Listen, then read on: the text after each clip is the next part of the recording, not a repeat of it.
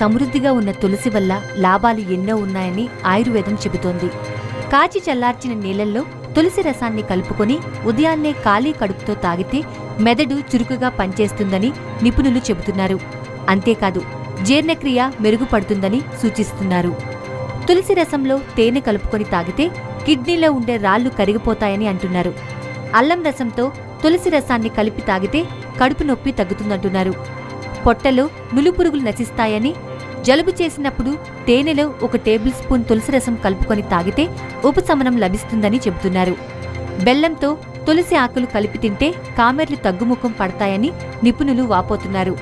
అంతేకాకుండా తులసాకులు జ్వరాన్ని తగ్గిస్తుంది, అల్సర్ల నుండి రక్షిస్తుంది, రక్తంలో షుగర్ లెవెల్స్ పెరగకుండా నియంత్రిస్తుంది, కాలేయం శక్తివంతంగా పనిచేయడానికి దోహదపడుతుంది, నోటి నుండి దుర్వాసన వెలువడకుండా నిషేధిస్తుంది, అలర్జీల నుంచి